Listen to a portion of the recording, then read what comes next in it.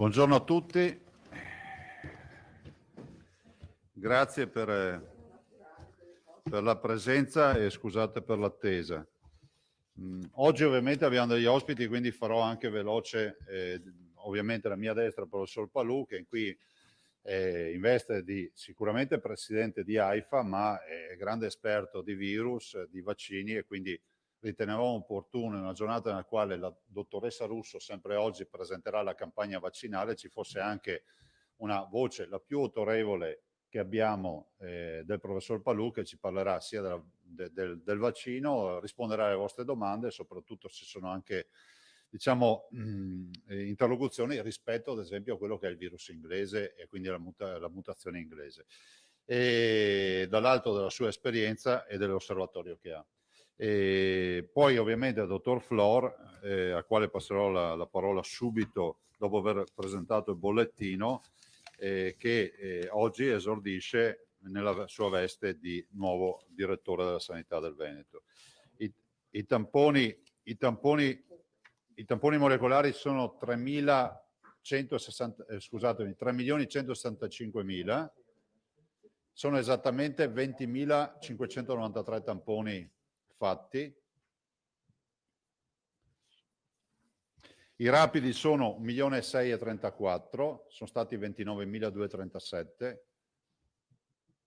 In totale nelle ultime 24 ore abbiamo fatto quasi 50.000 tamponi, 49.830, che ci hanno dato 3.357 positivi, che rappresentano, guarda, ve lo metto qua, il 6,74% dei tamponi. Quindi l'incidenza dei positivi sui 50.000 tamponi è 6,74. Avete visto che prima avevamo molti giorni con 11, 12, adesso ieri 5, oggi 6. Considerate la mole di tamponi è la più alta in Italia, quella che facciamo. Numero di positivi dall'inizio dell'infezione, da febbraio, 225.945. I positivi oggi presenti in Veneto sono 103.326. I ricoverati totali oggi in Veneto sono 3.269. Così distribuiti. Allora, 381 in terapia intensiva, più 2. 2.888 meno 19 nell'area non critica. Totale dei morti 5.747, abbiamo avuto 116 decessi. I dimessi sono 9.863. Sono state 182 dimissioni nelle ultime 24 ore. Detto questo, proprio perché abbiamo parecchi interventi, io passo la parola al dottor Flor. Volevo ringraziare appunto per quello che è stato in tutti questi anni il lavoro e quindi il dottor Mantoan per tutto il lavoro fatto in 10 anni che hanno segnato appunto la storia di questa regione. E oggi c'è questo cambio di guardia. Come ho detto ieri, la scelta è stata fatta in comune accordo con l'assessore Lanzarin, che giustamente ha sottolineato anche l'aspetto di avere la presenza ancora la presenza di un profilo clinico, quindi di un medico alla direzione della sanità del Veneto. E oggi c'è stata anche la prima riunione con il gruppo dei direttori, quindi il dottor Flora ha preso possesso anche diciamo del tavolo con i direttori, che porterà avanti quotidianamente con il gruppo dei direttori. E quindi io niente, gli passo la parola, gli auguro buon lavoro e sarà il vostro nuovo riferimento. Prego.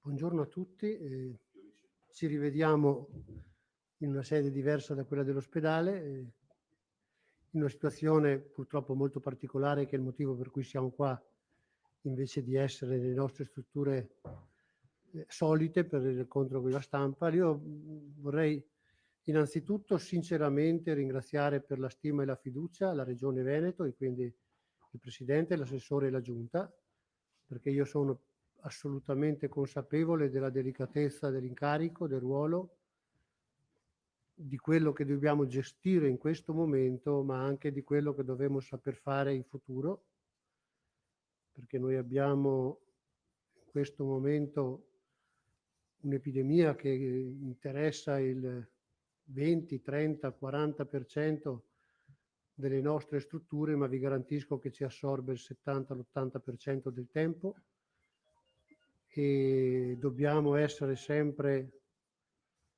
non pronti, ma preparati il giorno prima per affrontare qualunque emergenza il giorno dopo. Vediamo che ci sono tante cose che si dicono e si raccontano. Nella nostra regione i disservizi legati al Covid non ci sono stati e noi faremo in modo che continui ad essere così. Non abbiamo i problemi in pronto soccorso, non li abbiamo nelle terapie intensive, non li abbiamo nei ricoveri e abbiamo un'offerta di diagnostica che credo non ha pari nelle altre regioni o in altri posti che noi conosciamo. Il Covid non deve essere però un alibi perché non stiamo attenti a tutte le altre esigenze. Noi dovremmo essere capaci di essere attenti a tutte le altre esigenze ed è per questo che insieme con tutti i direttori generali stiamo lavorando e lavoreremo per garantire le prestazioni che un cittadino può avere, magari il più vicino possibile a dove risiede, ma perché non ci siano sospensioni delle cure che davvero devono essere erogate. Lo sappiamo che il momento è delicato, lo sappiamo che lo sforzo che viene richiesto è importante e io in questo momento non posso fare a meno di ricordare che molti dei malati nuovi che abbiamo non sanno dove si sono infettati, non hanno idea. Il virus è abbastanza diffuso, le occasioni di contagio sono tante e quello di raccomandare la responsabilità del comportamento è una cosa di cui non ci stancheremo mai abbastanza. Un ultimo pensiero di ringraziamento va da parte mia al Servizio Sanitario Regionale, a tutti i suoi operatori. Io ho avuto la fortuna di nascere e crescere in questo servizio sanitario, di percorrerlo da studente, da precario, da incaricato, da tempo determinato, fino ad arrivare a fare tutta la trafila in tutti i ruoli che prevede l'excursus o il corso non solo studiorum ma anche di lavoro, e vi posso dire che la grande soddisfazione per aver raggiunto questo incarico credo di doverla tenere in considerazione, in condivisione con le migliaia di persone con cui ho potuto lavorare in diverse sedi. Io ho lavorato anche in USL territoriali in Veneto e quindi ho anche molti ricordi anche delle funzioni territoriali, del sociale, sui quali credo dobbiamo aprire in futuro una riflessione, perché la grande attenzione che viene posta e che voi anche ponete è quasi sempre centrata sull'ospedale. Bene, c'è anche l'altra metà del mondo che non è l'ospedale e quindi noi credo dovremo fare attenzione e saper sviluppare davvero un'impostazione ed un servizio che garantisca a tutto il Veneto omogeneamente un livello territoriale che possa davvero fare da aiuto e da integrazione e da proprio completamento alla fase ospedaliera, che è una fase molto breve. Tutti i pazienti entrano in ospedale, ci stanno qualche giorno e poi escono, quindi c'è un prima e un poi sul quale dobbiamo essere fortemente integrati, fortemente capaci di sviluppare integrazione, come dovremo sviluppare integrazione con una visione unica regionale. Allora io ringrazio per questo, ringrazio anche per quello che saremo in grado di fare, perché è tutto il servizio sanitario regionale che si muove e che deve saper lavorare ogni giorno per aggiungere quel qualcosina nella logica del miglioramento. Il nostro obiettivo non è di cambiare, di modificare, il nostro obiettivo è quello di migliorare. Il miglioramento si dice non c'è mai fine. Beh, noi lavoreremo molto per questo, con un occhio attento a tutte le situazioni di debolezza, di disagio che sono purtroppo presenti, in particolare fasce di età, in particolare fasce di patologia, e che necessitano di un'attenzione sulla quale sicuramente noi terremo l'occhio, anzi gli occhi aperti sul Servizio Sanitario Regionale, sulle eccellenze, ma le eccellenze, voi sapete, galoppano molto da sole, le eccellenze corrono, noi dobbiamo stare attenti alle fasce deboli, al disagio, e su questo cercheremo di lavorare insieme. Il mandato è importante e quindi saremo in grado, credo, di affrontare le sfide del futuro, se saremo in grado di progettare cosa vogliamo fare nel futuro, e su questo qualche idea ce l'abbiamo chiara. Noi il punto d'arrivo ce l'abbiamo e quindi non lavoreremo e non viaggeremo a vista, ma con un programma preciso, un programma che ci proponiamo di portare avanti proprio nella logica di garantire questo grande patrimonio che è il servizio sanitario, che voglio dire in Veneto è particolarmente sviluppato. Noi non ci rendiamo conto di quello che abbiamo, anche se ci confrontiamo con qualche altra regione. Il patrimonio che noi abbiamo in Veneto noi non lo sappiamo ancora bene cogliere. Non c'è una sola cosa per cui si debba andare fuori regione perché non abbiamo le cure. Dove abbiamo debolezze dobbiamo migliorare, ma io sono molto tranquillo rispetto alla capacità che avremo di farlo e lo faremo con forte impegno. E vi chiederemo anche di dare una mano, e se ogni tanto siamo capaci anche di rappresentare correttamente quello che siamo e quello che facciamo, io credo non facciamo un torto a nessuno. Grazie. Grazie. Passerei la parola alla dottoressa Russo per la campagna. Volete fare una... Scusate, Ci sono un po' di domande, sì. Facciamo 2 o 3 domande secche al volo. Facciamo così, se posso proporre una roba. Fatele tutte, in modo tale che poi il dottor Pro risponde a tutte assieme. Se le fate secche via, perché siamo in tanti. Già vedo Tosato, Pederiva, Nicolussi. Vabbè, andiamo avanti. Posso andare? Ecco, allora, siccome siamo in tanti, ci sono parecchi ospiti, andiamo veloci, sintetici. E approfittiamo che ci sono, insomma, tante vecchie volpi della scienza, della sanità, della prevenzione, vecchie in senso professionale, non anagrafico, per carità. Fuori di scherzo. E ieri, questa è la domanda che ha 2 aspetti.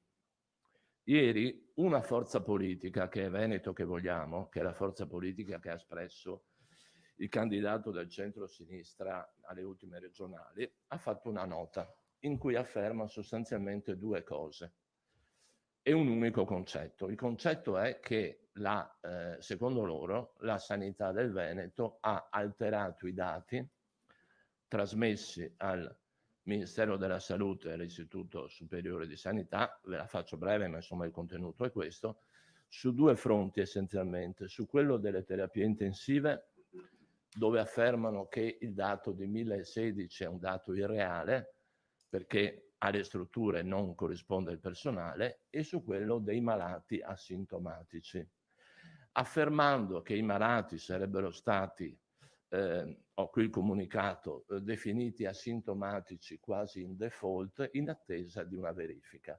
Questi 2 elementi alterati avrebbero consentito al Veneto di restare in fascia gialla.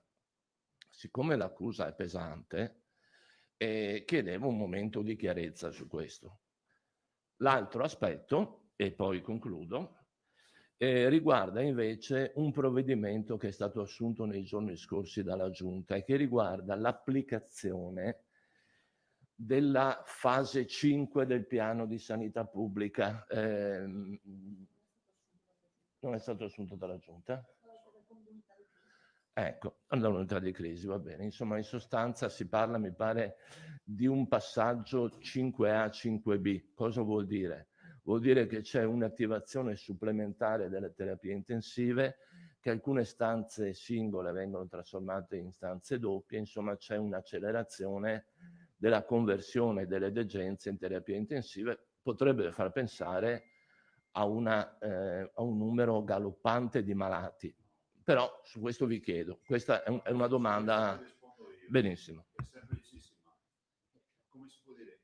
In maniera assolutamente prudenziale, come è stato fatto per tutti i piani. Considerate che la dottoressa Russo fa piani che poi non si realizzano mai. Cioè non è che possiamo, se dovesse accadere il peggio, a fare una riunione per capire dove prendere i letti. C'è tutto un piano che arriva fino a 6.000 letti Covid con i relativi, ma è una roba, in questo momento a titolo di esercitazione, tanto ora penso che sia già un mese che è passata questa roba, anche di più. Sì, ma Un mese. diciamo una struttura organizzata fa tutto, no? Cioè non è che possiamo, cioè non è che navighiamo a vista. Per le altre due risposte io direi la dottoressa Russo e il dottor Flor, ma la dottoressa Russo sui dati e la zona gialla, il dottor Flor per le terapie intensive. Prego, dottoressa. Allora, buongiorno. Per quanto riguarda i dati, allora, ho spiegato più volte, insomma, anche presso a voi, tutto il sistema dei 21 indicatori e il fatto che dal 30 aprile, da quando è entrato in vigore questo sistema di monitoraggio, ma anche prima che entrasse con questo sistema di monitoraggio dei 21 indicatori, noi come regioni siamo obbligati a mandare sia al Ministero che all'Istituto Superiore di Sanità non solo tutte le notifiche, ma anche tutti gli esiti, diciamo, di soggetti positivi e negativi al Ministero della Salute e all'Istituto Superiore di Sanità, così come anche i decessi. Allora, questo sistema via via, diciamo da febbraio, poi a marzo, ad aprile, attraverso questo decreto ministeriale, è stato messo a sistema, scusate il gioco di parole. Per cui noi regioni dobbiamo monitorare questi 21 indicatori. È successo che, se vi ricordate, è venuto anche fuori in conferenza stampa, e mi ricordo proprio il momento in cui siamo stati indicati come non valutabili in un piccolo passaggio. Perché? Perché effettivamente abbiamo traslocato i nostri dati che prima viaggiavano su due, diciamo, sistemi informativi che convogliavano i dati sul sistema di biosorveglianza, che erano il PIC e il SIAVR, e siccome avevamo due diciamo caricamenti separati, li abbiamo convogliati tutti su uno, che era il SIAVR. Questo ci ha portato ad avere un po' di ritardo nella trasmissione dei dati al Ministero, sicché l'abbiamo comunicato, e quindi abbiamo tutte le mail dove abbiamo detto stiamo caricando tutti i dati che mancano. E quindi il professor Brusaferro, proprio quando questi scenari sono entrati poi all'interno dei DPCM, perché ricordo che la valutazione e tutti gli indicatori sono nati per consentire, lo ripeto ancora una volta che sia chiaro, alle regioni principalmente di fare autovalutazione rispetto al proprio scenario epidemiologico, affinché le regioni fossero in grado di programmare, come ha detto il Presidente, quelle che erano e sono le azioni necessarie a fronteggiare la situazione rispetto allo scenario identificato. Questo è l'obiettivo. Successivamente, invece, questi, diciamo, elementi sono entrati all'interno dei DPCM e quindi all'interno della definizione di quali regioni si trovano in un determinato scenario con le conseguenti restrizioni rispetto ad altre. Quindi l'identificazione in giallo, arancione o rosso. In quel momento noi non avevamo tutti i dati caricati per questo che vi ho detto, e quindi abbiamo dichiarato che non eravamo valutabili.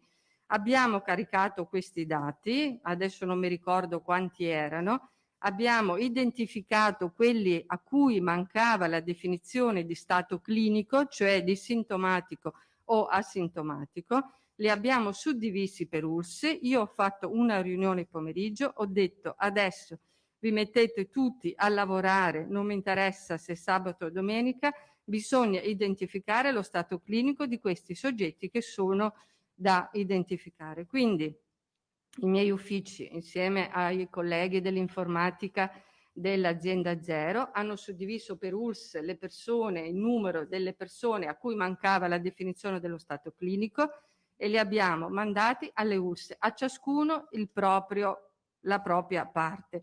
I colleghi, facendo un lavoro enorme, essendo aiutati anche da alcuni colleghi dell'azienda zero che sono proprio andati ad aiutarli a fare questo lavoro, hanno identificato lo stato clinico di questi soggetti, adesso non mi ricordo se fossero 10.000, 15.000 quelli che erano suddivisi per le varie ULSS, ma lo recuperiamo, e hanno identificato questo.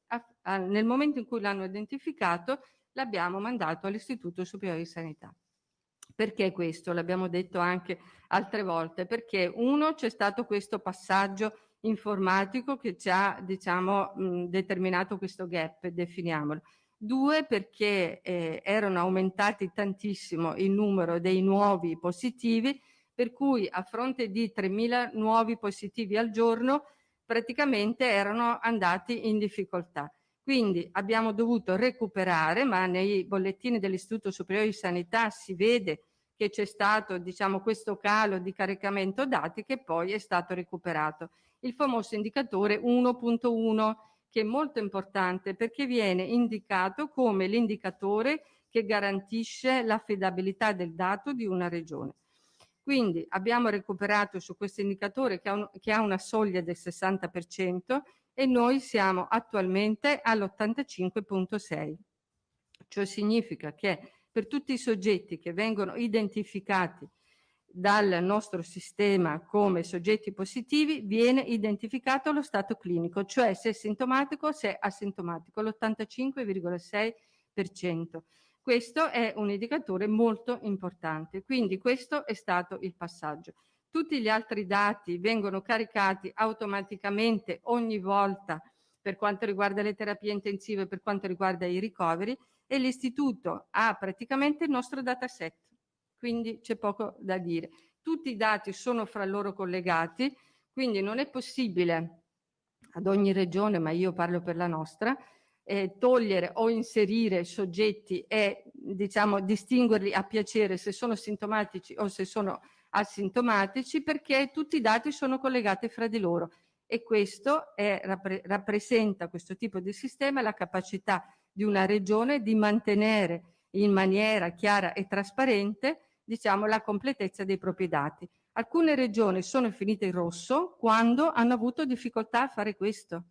Infatti hanno praticamente fatto delle assunzioni di emergenza, hanno dislocato, affidato a delle centrali proprio di contact tracing questo tipo di lavoro e sono riusciti a recuperare, però intanto sono andati in rosso proprio per questo motivo, perché uno dei punti, diciamo, uno degli elementi su cui noi abbiamo puntato sin dall'inizio è stato proprio quello di creare una banca dati, un sistema di biosorveglianza che ci permettesse di tenere presente qual era la situazione all'interno di ogni setting, che è rappresentato dal territorio, che è rappresentato dall'ospedale, che è rappresentato dalle strutture residenziali per anziani e per ultimo, ma non ultimo, quello delle scuole, su cui stiamo facendo delle pagine nel sistema di biosorveglianza proprio ad hoc che ci permettano, ancora in fase di implementazione, di capire quanti positivi abbiamo in questo momento, insomma nel momento in cui facciamo un punto su questo. Quindi su questo, insomma,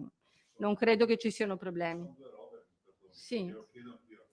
Il primo, che è bene che si chiarisca che se tu fai 50.000 tamponi al giorno invece che farne 2.000 come qualche regione o 5.000, trovi una strage di positivi che sono carico di lavoro in più per noi. Il secondo aspetto forse che dovrebbe chiarire quanto è durato questo problema del carico. Non è durato mesi.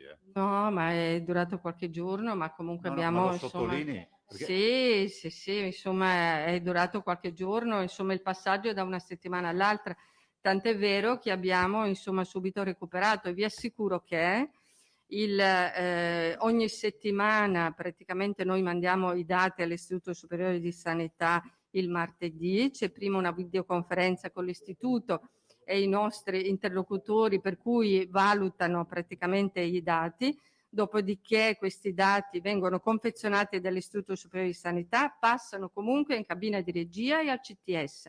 dopodiché viene attribuito alla regione il colore corrispondente allo scenario e quindi più di questo noi non sappiamo che cosa dire. Quando la regione ha il colore cosa accade? Perché c'è scritto cosa dobbiamo fare. Allora, quando questo è scritto in questa circolare, in questo documento. Allora, il colore delle regioni, che praticamente corrisponde al cosiddetto capitolo 5 di questo documento, dove c'è la sintesi degli scenari, ho spiegato più volte, c'è un meccanismo di escalation o di de-escalation a secondo dello scenario attribuito e ci sono le misure che devono essere prese da livello regionale e anche da livello nazionale o insieme, che riguardano il setting territoriale e quindi soprattutto i contatti di caso, poi la comunità e la scuola che rappresentano naturalmente i setting principali su cui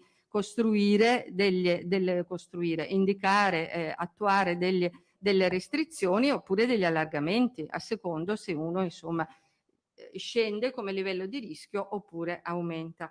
E tra l'altro all'interno di questi scenari ci sono anche delle periodicità, perché erano pensati per la fase autunnale, per la fase invernale, dove invece quella che stiamo vivendo nei mesi di novembre, dicembre e gennaio, che sono i mesi dove si pensa che ci possa essere una maggiore incidenza delle infezioni trasmesse attraverso i virus respiratori, quindi non solo il Covid, ma anche quello influenzale e quindi un aggravamento di quello che è, diciamo, lo stress sul sistema sanitario a tutti i livelli, oltre che naturalmente l'aumento del peso delle malattie.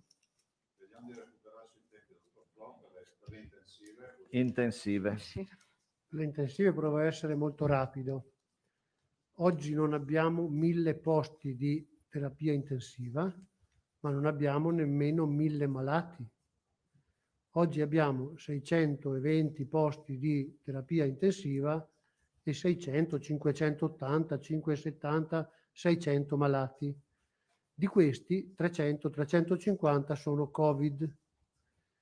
Il piano che è stato fatto prevede di arrivare fino a 1000 posti nell'ipotesi in cui arrivassimo a 5-6 mila malati Covid, che vuol dire 500-600 pazienti in rianimazione.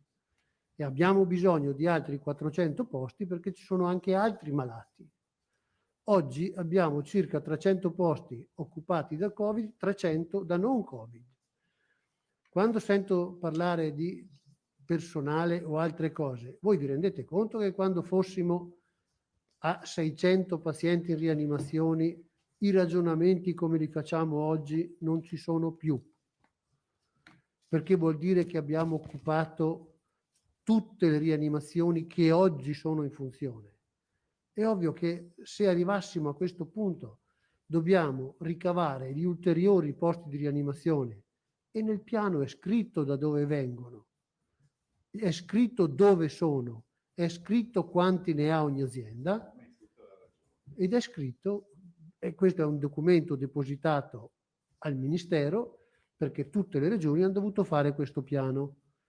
Allora, in quella ipotesi, che noi non ci auguriamo che non debba mai verificarsi, dov'è che prendiamo il personale? Ragazzi, dalle sale operatorie, non abbiamo alternativa. Dove qualcuno ha già cominciato a pescare personale è dal comparto operatorio. Adesso non è che ci inventiamo dal nulla o attiviamo o creiamo dall'oggi al domani. Bisogna che ci mettiamo in testa che il Servizio Sanitario Regionale ha 60.000 dipendenti e noi dobbiamo decidere dove li utilizziamo in base alla priorità. Nel momento in cui il disastro richiedesse 600 posti per il Covid, che vuol dire raddoppiare quello che stiamo facendo oggi, avremmo una riserva di 400 posti perché ci sono altri malati. Ma oggi non abbiamo quella necessità. Oggi stiamo tenendo e stiamo cercando di ragionare settimana su settimana e di prevedere il famoso piano 5A, 5B. Ma se i malati che oggi sono 3.000 arrivassero a 4.000, cos'è che facciamo? Intanto ci prepariamo e siamo pronti, ma non aspettiamo di averne 4.000 per fare il piano. Quando noi siamo al 70% della fase 4, ci prepariamo per la fase 5. Quando siamo al 70% della fase 5A, ci prepariamo per la fase 5B. Ma ci prepariamo perché non è che vogliamo essere sempre presi all'ultimo minuto o che qualcuno dica che non sappiamo. Noi sappiamo esattamente, abbiamo scritto cosa facciamo. E inviterei tutti a ragionare sul fatto che i malati che hanno bisogno di cure non sono territoriali, ospedalieri di un ospedale o l'altro. Sono malati e noi dobbiamo vedere con un'ottica anche regionale, perché sapete che in regione ci sono zone a minore incidenza, di poter aiutare le zone che sono a maggiore incidenza.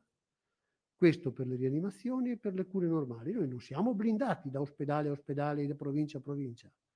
Il piano si chiama regionale perché ha una visione dell'ipotesi del numero di malati che potremmo avere a livello regionale. Poi l'abbiamo suddiviso anche ipoteticamente per singola provincia, ma la visione e il coordinamento di rianimazioni è del CREU regionale che ha una visione unica di tutti i posti di terapia intensiva della regione. Il piano dice dove ci sono e come facciamo ad attivarli.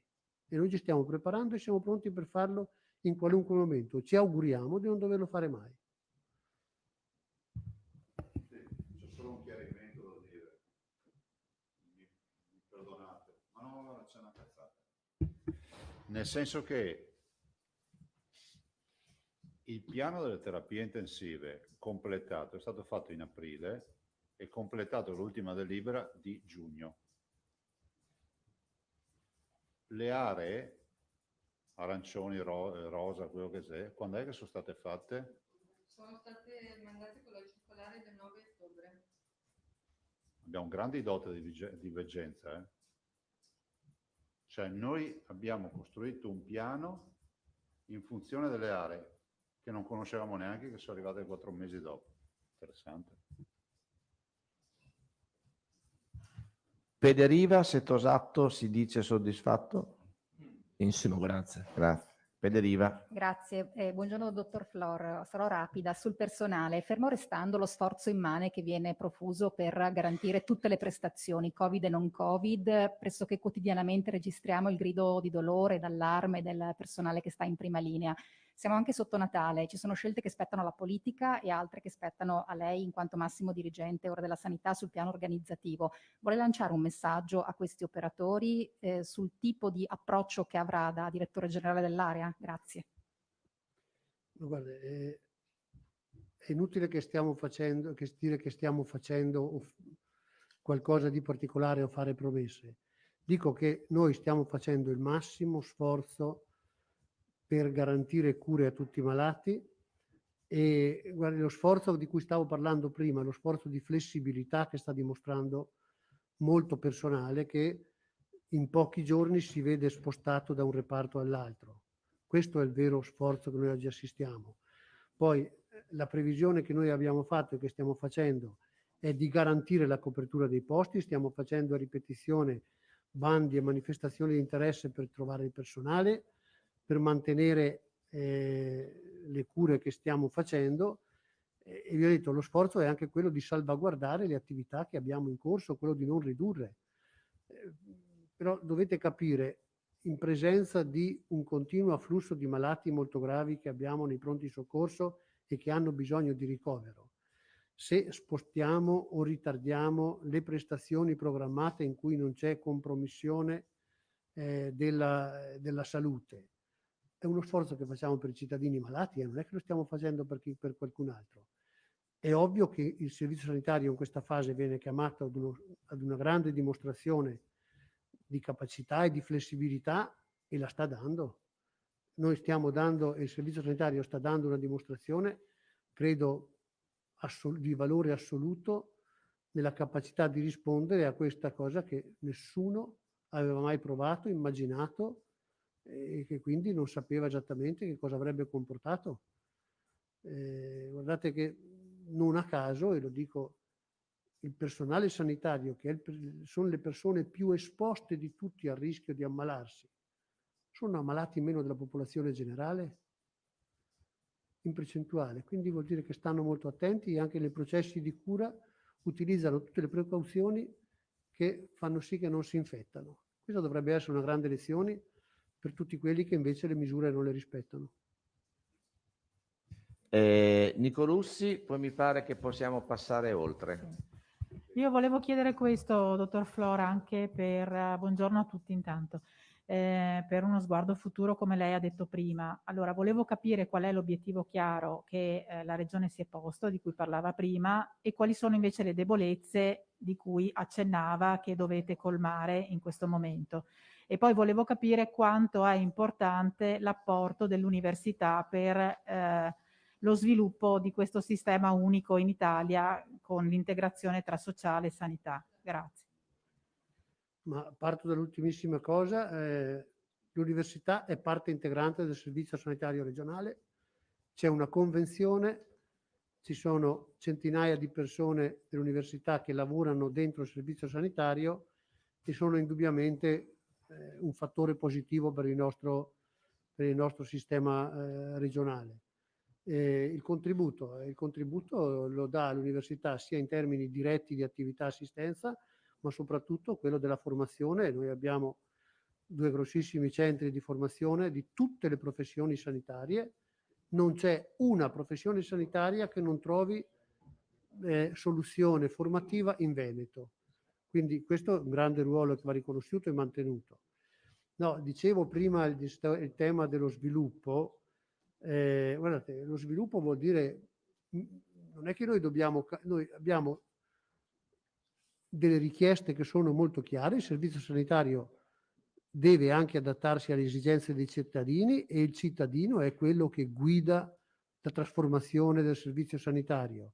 Una popolazione che invecchia, con molte malattie croniche che non necessariamente hanno bisogno di ospedale, noi dobbiamo fare in modo che l'unica risposta non sia l'ospedale. E quindi quel livello per le fasce deboli, per gli anziani, per la disabilità, per il disagio anche giovanili, sono fasce di attività e sono categorie di persone a cui pensiamo di poter dare una risposta anche fuori dalle mura degli ospedali, organizzandola in questi termini.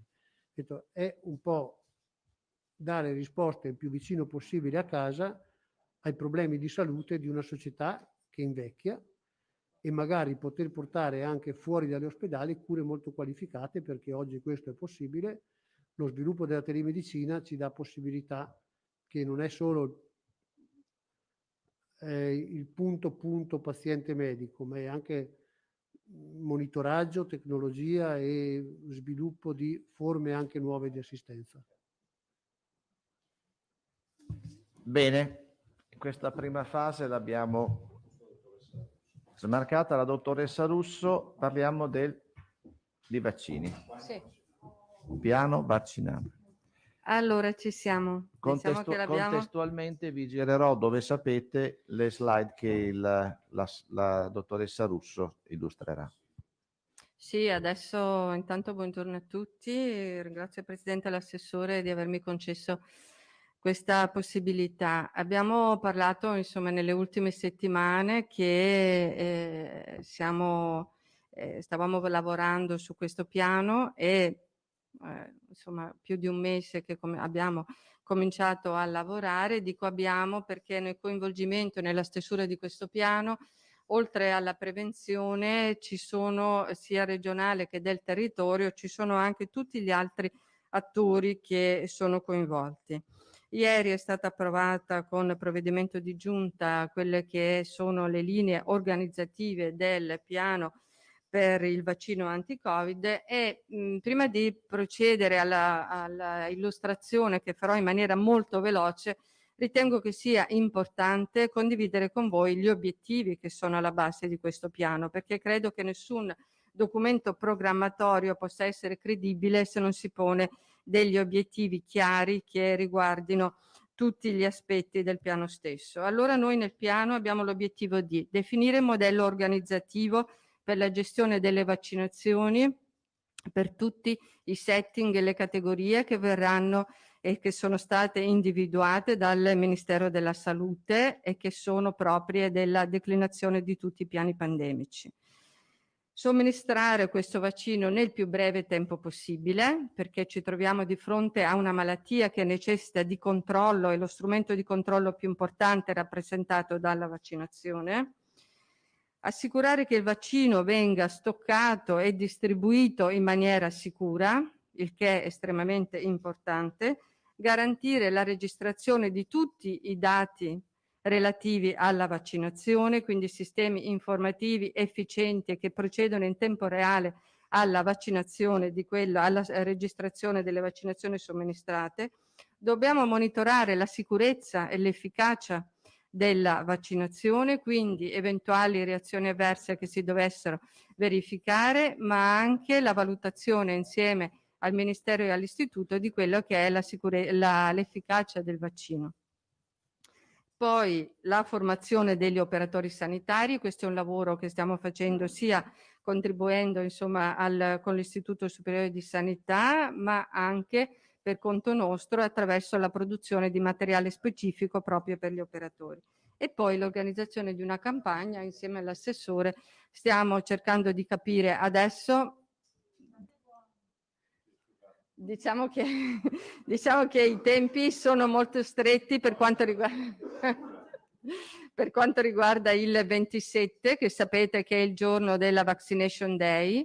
Questo perché grazie agli interventi che l'Europa è riuscita a fare su EMA abbiamo avuto un'anticipazione rispetto ai tempi, ne parlerà poi il professor Palù.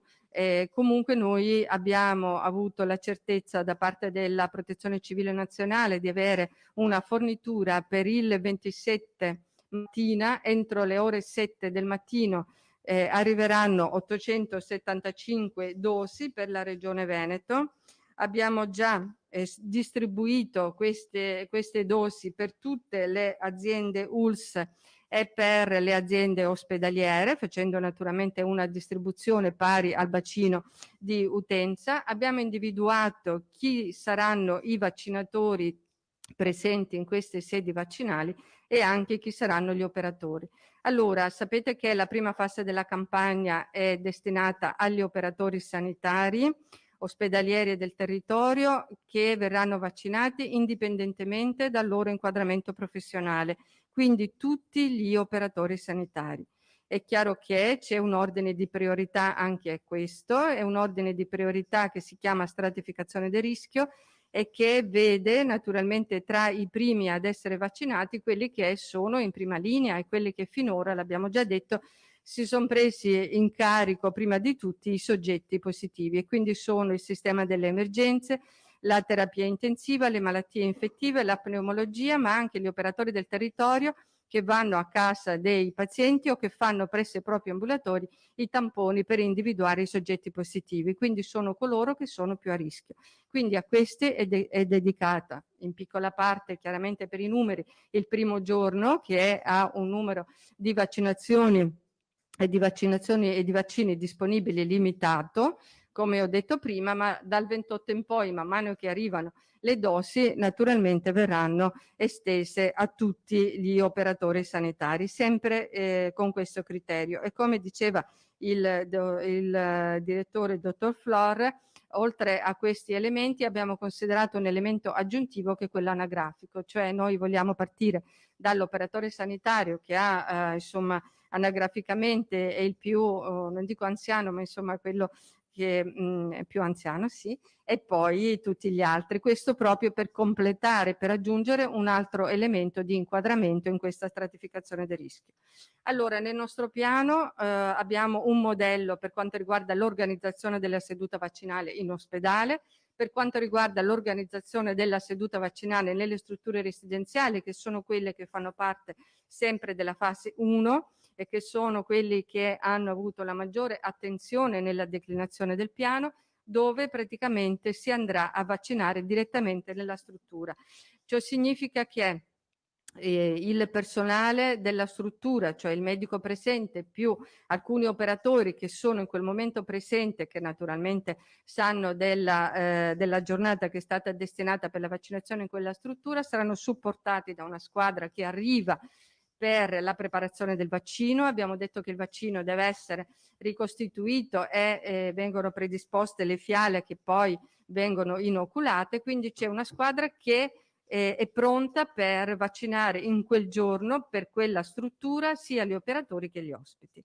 Questa è l'organizzazione per quanto riguarda le strutture residenziali per anziani. Nella fase 1 noi abbiamo inserito anche un'altra fascia di soggetti fragili, che sono quelli che fanno parte della salute mentale, quelli dei centri diurni, cioè quella fascia di popolazione che presenta una particolare fragilità.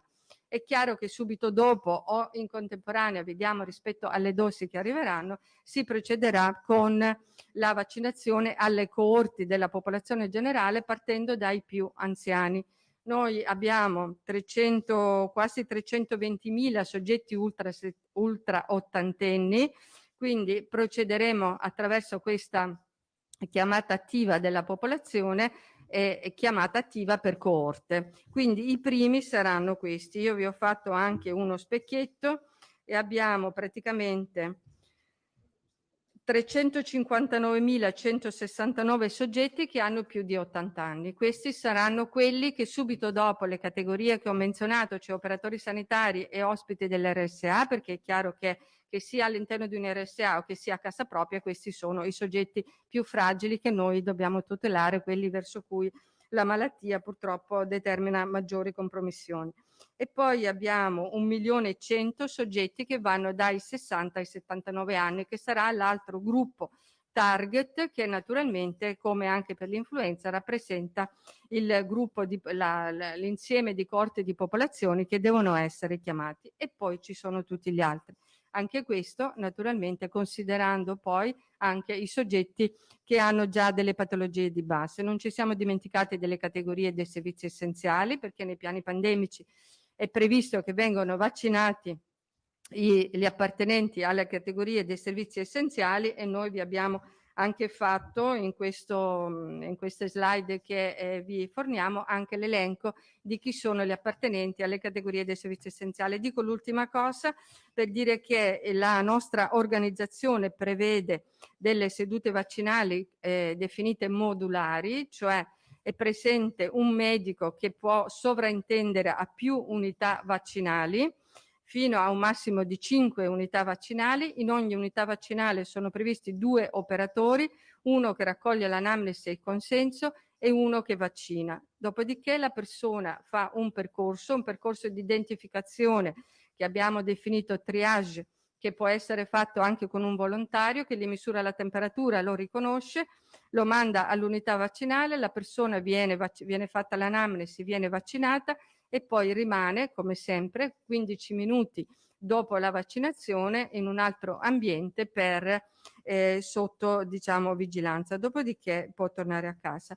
Questo è il percorso, quindi abbiamo previsto a questo proposito dei centri di vaccinazione di popolazione, uno ogni 20.000, ogni 100.000 abitanti, che nell'arco di una giornata, che possono essere possono Vi sta arrivando e lo stiamo stampando Sì. per i presenti. Ma insomma, No. No, perché devo lasciare spazio, giusto? È tutto materiale che avete. Cioè, per sintetizzare, ci sono dei centri vaccinali di popolazione che a seconda dello spazio disponibile, a seconda della dimensione, possano attivare queste unità vaccinali. Noi abbiamo fatto una stima che se abbiamo un centro vaccinale con 10 unità vaccinali, nell'arco di 2 turni da 7 ore si possono vaccinare quasi 3.000 persone. Quindi questo per dire che, anche da un punto di vista numerico, la macchina è predisposta perché venga attivata a secondo della disponibilità e del contesto con la stessa modalità su tutto il territorio regionale. Ecco, questo è un po' tutta la parte organizzativa. È chiaro che molta attenzione c'è, come ho detto prima, non solo alla registrazione del dato, ma anche alla registrazione sia degli eventuali eventi avversi, sia dell'efficacia del vaccino. Ma su questi 2 temi siamo naturalmente in contatto e in collegamento con tutto il sistema della farmacovigilanza e con l'Istituto Superiore di Sanità per la valutazione di efficacia. Quindi lavoriamo in linea diretta con loro. Ecco. Avete tutte le slide e anche la tabella della Vaccination Day del 27 con la distribuzione delle dosi. Ecco, ma magari a beneficio di chi ci ascolta o ci vede, più o meno quante saranno queste unità vaccinali nel Veneto? Allora, adesso entro il 23, che sarebbe oggi, abbiamo mandato una nota alle ULSS perché ci individuino rispetto a quanto vi ho rappresentato tutte le sedi che loro pensano di attivare. Quindi io credo che nei prossimi giorni avremo la possibilità di avere questa mappatura e quindi la forniremo. Dottoressa, mi scusi, posso fare una domanda? Allora, tu avevi finito, Filippo? Nicolussi. Rapidamente, dottoressa, volevo chiederle questo, se c'è, siccome so che avete dovuto mandare agli operatori sanitari una sorta di lettera per raccogliere l'adesione, vaccino volontario lo sappiamo, io volevo chiederle quant'è la percentuale o il numero, quello che avete, di operatori sanitari che hanno dato la loro adesione, e se possiamo chiarire una domanda che ci fanno tutti i cittadini, se la vaccinazione sarà su chiamata per la popolazione generale o se devono registrarsi su un'app, perché c'è una No. grandissima confusione. No, allora per quanto riguarda la popolazione faremo come abbiamo sempre fatto per tutte le campagne vaccinali su chiamata. Quindi faremo delle chiamate per coorte e nell'ambito della chiamata indicheremo esattamente dove le persone devono andare a vaccinarsi e con quale ordine, perché dobbiamo considerare che oltre a garantire il vaccino dobbiamo garantire tutte le misure che sono collegate naturalmente alle precauzioni per quanto riguarda il Covid. Quindi assolutamente sì. Per quanto riguarda l'adesione del personale abbiamo una stima che è intorno al 90%, non abbiamo i nomi perché non abbiamo voluto raccogliere i nomi perché credo che ogni operatore possa decidere anche 10 minuti prima di presentarsi se fare o non fare il vaccino, e questo l'ho detto anche in altre occasioni, quindi mi pare che raccogliere i nomi preventivamente, insomma, non serva a nulla se non a fare una stima di quello che può essere l'impatto. E l'ultima cosa, se può dirci quando si vaccina chi? Cioè adesso partiamo con gli operatori sanitari, poi non so, a febbraio ci sono gli over 80. Beh, dipende, poi, no, questo adesso non sappiamo le fasi definite in mesi o settimane perché ce lo deve comunicare il Ministero via via che avrà il prospetto da parte insomma degli organismi centrali lo comunicherà alle regioni e noi lo comunicheremo a voi di conseguenza e alle aziende ULSS, perché l'importante è che la macchina sia pronta e sa quello che deve fare e come deve farlo. Questo insomma è il nostro interesse. Federiva. Grazie, informazione pratica. La seconda dose è stato già fissato? 21 quando giorni. Sarà? 21? Ok, sempre su chiamata evidentemente. Grazie. Viene fissato l'appuntamento nel momento stesso in cui la persona effettua la prima dose. Giacomuzzo. Buongiorno. Una precisazione, per i minori questo vale Allora, anche, al o no? momento noi avevamo indicazione fino a 18 anni, adesso sembra che la scheda vaccinale preveda 16, abbiamo fatto un conteggio della popolazione fino a 18 anni, aggiungeremo queste due coorti, comunque andremo con l'ordine delle priorità stabilite dal Ministero, che sono quelle che vi ho elencato. Per quanto riguarda le istruzioni al personale per preparare il vaccino, è complicato? Il No, personale come ha diciamo reagito? che la preparazione del vaccino non è complicata. Abbiamo mandato all'Istituto Superiore di Sanità proprio per i 27 i nomi degli operatori, ma gli operatori che adesso cominciano la vaccinazione sono operatori esperti che hanno sempre fatto vaccinazioni, quindi non abbiamo nessun problema. Abbiamo tra l'altro previsto che possa essere sempre presente anche un assistente sanitario che fa parte delle sedute vaccinali che fa da supervisione. Sui tempi, E allora, gente veneta, Emiliano. non pensavo che fosse. sui tempi ha anticipato un attimo, però c'è una stima di quando sarà terminata la vaccinazione di tutta la popolazione veneta? La stima io non la posso fare, direi una cosa per un'altra. Posso dire quello che mi auguro. Io mi auguro che tra marzo e aprile, insomma, possa essere vaccinata la maggior parte della popolazione, quantomeno tutti i soggetti a rischio. mi perdoni, perché poi loro scrivono e dopo vengono qua a Sì, aprile, noi non infatti, sono che non vaccinati. abbiamo fatto ad Allora, aprile. ad oggi il piano Arcuri prevede 3 grandi lotti che sono i 3 trimestri, ma gennaio, marzo, giugno, settembre. In teoria, in via teorica, l'ultima dose iniettata è a fine settembre. Perché la dottoressa vi dice questo? Perché abbiamo visto che stanno precipitando, Stanno accelerando tutti i stanno tempi. accelerando, quindi se domani mattina Arcuri ci manda 1 milione di dosi, capite che non siamo a trimestri, ma siamo ai primi 3 mesi. Ecco. Un mese fa sembrava che ci fossero le dosi contate, adesso invece siamo già che ci hanno già avvisato che già dal 27, 28, 29 inizia Arriveranno le quindi altre. più ne arrivano meglio è, nel senso che noi siamo in grado di, grazie al ciclopico lavoro della dottoressa Russo e dei suoi, di avere una macchina da guerra per queste robe. Dopo, piace o non piace il vaccino, resta volontario. Ovvio. Emiliano, Buongiorno a tutti.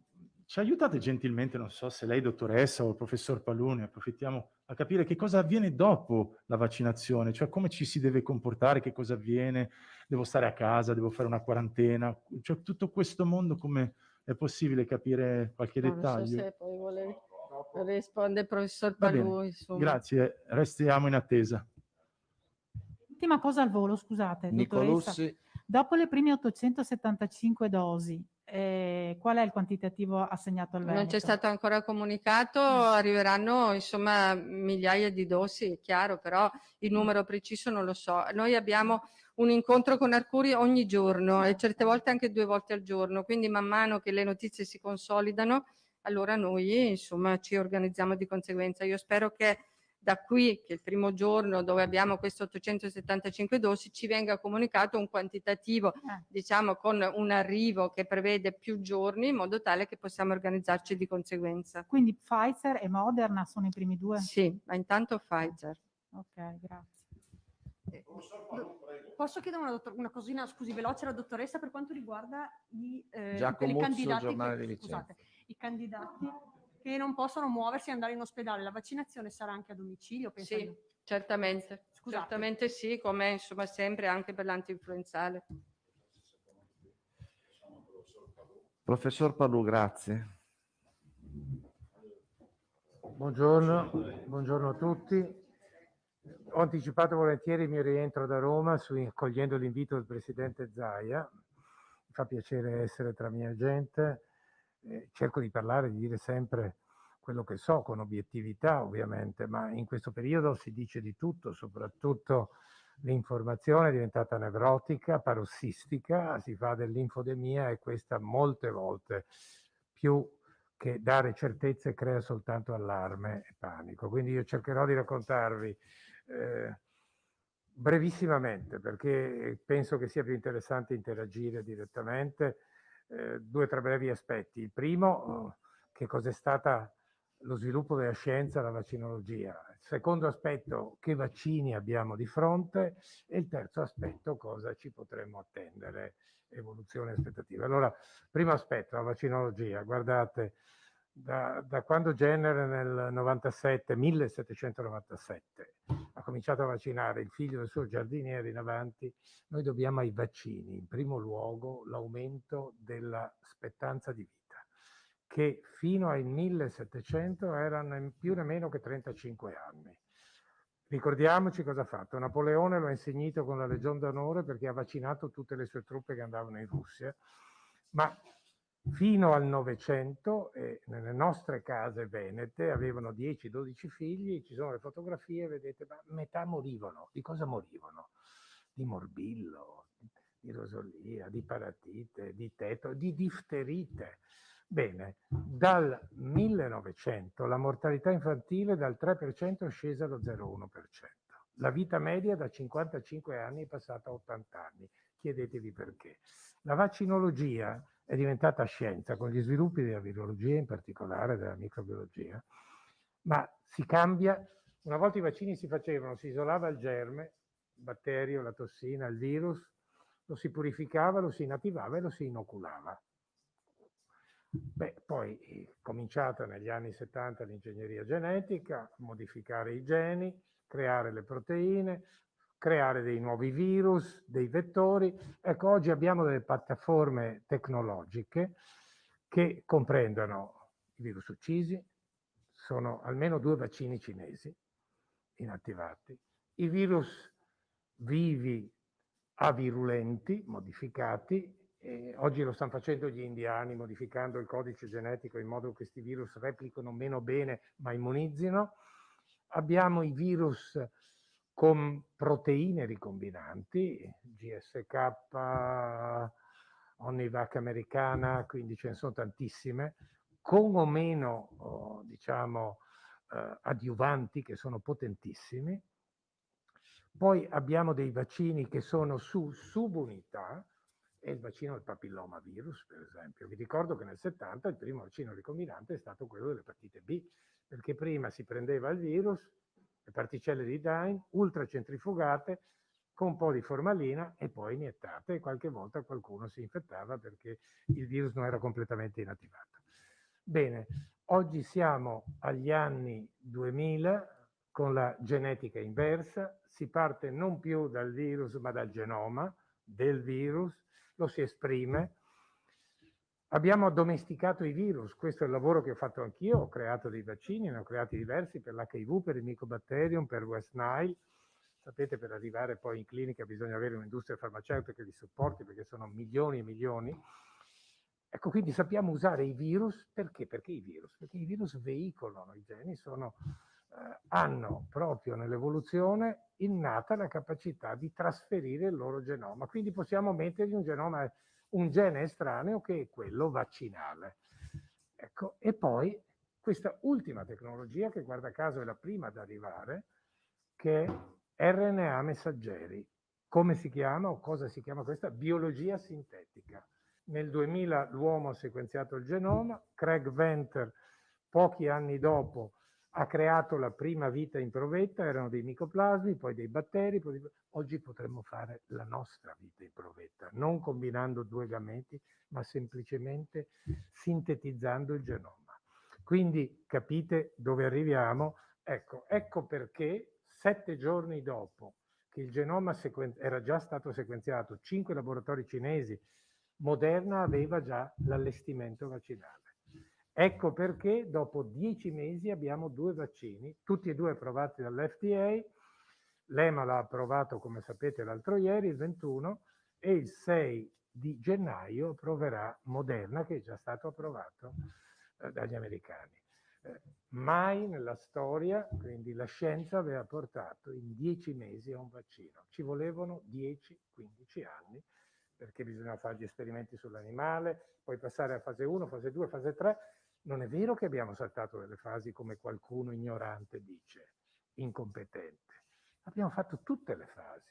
Ma come era già avvenuto per il vaccino per Ebola nel 2014, anche questo veicolato da un virus, guarda caso da un adenovirus, sono virus che vengono geneticamente modificati, non sono più patogeni, fanno un solo ciclo di replicazione e quindi stimolano molto il sistema immunitario. Ecco, Ebola ci ha messo 2 anni, perché ovviamente non è mai diventata pandemia, fortunatamente è rimasta là, con 30.000 morti, 50.000 infettati, ancora nella Repubblica Democratica del Congo. Però abbiamo 2 vaccini a RNA. Ecco, qual è? La velocità è stata Operation Warp Speed, che vuol dire operazione velocità della luce. Trump ha messo 12 miliardi di dollari, la Pfizer non ne ha voluto nessuno. È una delle poche che non ha preso soldi, mentre Moderna è partita ovviamente agganciandosi all'NIAID, che è la National Institute for Allergic and Infectious Diseases di Bethesda, è stata finanziata, è arrivata anche dopo, però, a dire la verità. Quindi abbiamo una piattaforma che ci consente di creare sinteticamente il gene, di farlo esprimere, e farlo esprimere come? Beh, capirete subito le differenze. Ecco, il secondo aspetto un po' tecnico che vi dico. Beh, avete visto che ci vuole -70 qua, quindi ghiaccio secco, distribuzione. Moderna 4 gradi. È la stessa cosa, però qual è la differenza? Moderna è 10 anni. È un'aziendina che conosco perché sono stato a Boston, ho anche persone con cui ho collaborato che lavorano in questa biotech, ci ha messo 10 anni per rendere l'RNA non reattivo. Quindi l'RNA è una molecola che induce infiammazione, perché viene riconosciuta come estranea dal nostro organismo, soprattutto in forma di doppio filamento, come può succedere, e quindi ci ha messo 10 anni, hanno una serie di brevetti, sia sulle modificazioni dell'RNA per renderlo meno reattogenico, e sia per avviluppare questa molecola in un contenitore che è una membrana lipidica. E guarda caso, ecco, questo consente a Moderna rispetto a Pfizer di avere una conservazione o a -20 o anche a 4 gradi per almeno 20 o 30 giorni. E capite che questo nel delivery, soprattutto nei paesi in via di sviluppo, è fondamentale. Bene, allora, cosa sappiamo di questi 2 vaccini che sono stati autorizzati all'FDA? Efficacia 95%. Cosa vuol dire efficacia? Ecco, gli studi sono stati accelerati nella misura in cui le autorità regolatorie, e guardate che al mondo ne abbiamo l'FDA, l'EMA, ma poi abbiamo l'agenzia britannica che se l'è fatta la sua, quella canadese, c'è quella australiana, i russi, e l'AIFA però non vale per un continente, vale per una nazione. Ecco, hanno concesso un'analisi ad interim, cioè che si aprissero le buste quando si erano aggiunti un certo numero di soggetti trattati col vaccino o col placebo. Quindi dopo 40.000 soggetti andiamo a vedere cosa è successo. Questa cosa non si era mai fatta perché si aspettava che l'azienda compisse tutti gli studi, valutasse tutto alla fine, e questo portava a 5-10 anni. Non c'era un modello animale all'inizio, oggi lo abbiamo. Una volta prima si inoculava l'animale, si trovava la dose letale e poi lo si faceva col vaccino, il challenge con varie dosi letali. Lo si è fatto addirittura dopo sul macaco, però si sono fatte tutte le fasi fino ad arrivare a 20.000 soggetti, vaccinati, a 20.000 col placebo. Quindi questo significa che si sono rispettate, e aprendo le buste poi si è visto che la protezione, l'efficacia era del 95%. Misurata come? Non tanto coi tamponi per vedere se preveniva l'infezione, ma se preveniva l'evento Covid. Chiaro? Ecco, Covid, quindi l'evento malattia. Un vaccino efficace previene l'infezione, quindi blocca il virus, in questo caso, gli impedisce di accedere alle cellule. Si chiama immunità sterilizzante. Ma ci sono vaccini che prevengono anche la malattia. I vaccini più efficaci prevengono l'infezione, sterilizzano, quindi anche la possibilità di trasmissione, e questo implica che, dovendo scegliere, uno potrebbe anche scegliere di vaccinare prima gli adolescenti o i giovani, che sono i trasmettitori, anzi i superdiffusori. Ma si è scelto di vaccinare gli esposti a rischio per una valutazione a doppio senso. Scientifica, qual è il rischio effettivamente temporale? È chiaro che non posso vaccinare tutta la popolazione del mondo e quindi devo proteggere i più grandi, e anche bioetica. Quindi hanno collimato sia le proiezioni di dove impattavo meglio. Bene, vi ho parlato di questo, vi ho detto che adesso arriverà Moderna. I dati di Moderna sono partiti con un po' di ritardo, ma arrivati con un po' di ritardo, sono partiti forse prima, arrivati.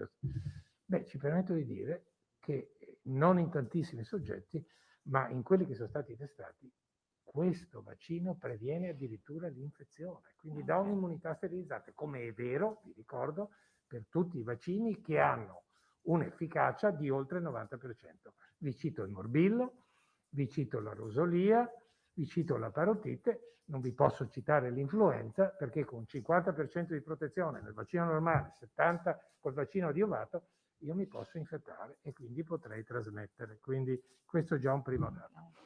Quindi entrambi i vaccini garantiscono l'immunità Sì, sterilizzante? quasi certo che tutti e due, perché sono tutti e due all'altissima, e poi perché lo stanno già misurando adesso, quindi io vi anticipo dei dati che sono quelli che ci ha trasmesso l'EMA e che noi abbiamo visto in AIFA.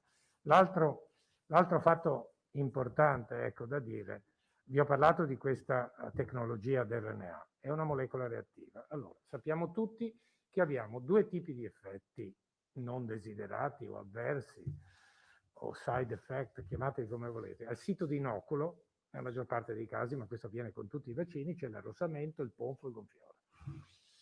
Diciamo che questi 2 vaccini hanno un effetto collaterale po' maggiore di quelli dei vaccini normali, perché nel 50-60% ci sono sindromi sistemici. Cosa vuol dire sistemici? Rialzo febbrile, astenia, mialgia, artralgia, cefalea. Ecco, questo si è visto in una percentuale un po' maggiore rispetto ai vaccini che conosciamo, che siamo abituati a utilizzare, sia con virus vivi attenuati, sia con virus uccisi, sia ricombinanti, sia con pseudoparticelle virali. Bene, ci sono stati anche eventi avversi di tipo molto grave, sono 1 su 10.000, pochissimi, anzi nessun evento letale è stato associato al vaccino. L'unica cosa che si è vista è che soggetti iperreattivi, perché avevano avuto o sindrome allergiche o addirittura crisi anafilattiche, che viaggiavano con la puntura di adrenalina in tasca, hanno avuto una reazione. Quindi, e questa reattività dell'RNA è maggiore nella seconda dose. Okay. Altra cosa che vi dico e poi mi fermo, o casomai do qualche proiezione per quello che era il terzo aspetto. Qualcuno si domanda, allora, quanto dura l'immunità? Il follow-up è stato di 2 mesi, sicuramente dura. Io vi posso garantire che questi dati li conosciamo già, perlomeno, dagli esperimenti che si facevano negli anni 80. I coronavirus li conosciamo negli anni 60, sono 4, i più recenti. C'erano già esperimenti negli anni 80, qualcuno si dimentica. Vi ricordate che all'inizio si diceva ma non darà reattività? È vero, ci sono dei virus per cui non c'è né un vaccino e per cui non c'è un'immunità. Vi cito l'HIV, dall'81 non abbiamo un vaccino, ma vi cito anche l'herpes simplex, lo zoster che ci ritorna fuori, il cui vaccino protegge dalla malattia, non dall'infezione, perché l'infezione è già dentro di noi. Lo stesso vaccino antitetanico non previene l'infezione dal Clostridium o da una spora di Clostridium, ma blocca la tossina. Quindi ecco, qui stiamo parlando di immunità sterilizzante. Allora, quanto dura? Posso dirvi che i volontari che si inoculavano con il coronavirus del raffreddore erano protetti almeno per 2 anni. Qua abbiamo un'idea che chi si è infettato con la SARS nel 2002 o con la MERS nel 2012 ha ancora anticorpi e cellule memoria a distanza di 10 anni. Quindi partiamo da una conoscenza generale dei coronavirus, che ovviamente uno dovrebbe avere quando va in pubblico a dire certe cose. Allora, sono virus che per loro natura stimolano una forte risposta immunitaria. Allora, quello che possiamo dire con proiezioni, ecco, su quelli che sono stati i casi, uno studio che abbiamo fatto anche con Plebani, qua finanziati dalla regione, e sapevamo i dati cinesi che chi aveva sintomatologia aveva una forte risposta sia cellulare, linfociti reattivi contro gli antigeni virali, che anticorpale, che durava per mesi, molto forte. Gli asintomatici potevano addirittura non sviluppare anticorpi, l'abbiamo dimostrato anche noi, 100% di risposta immunitaria nei sintomatici, nei soggetti lievi 75, 50% negli asintomatici. È un dato che ha corroborato quelli di letteratura. Quindi ecco, questa immunizzazione, come anche quella dei vaccini efficaci, l'HPV è uno di questi, con un elevato grado di protezione, protegge dall'infezione. Lì il vaccino dà un'immunità che è quasi un logaritmo superiore rispetto all'infezione naturale. Quindi questi dati teneteli presenti perché quello che dovremo vederlo nello studio di follow-up.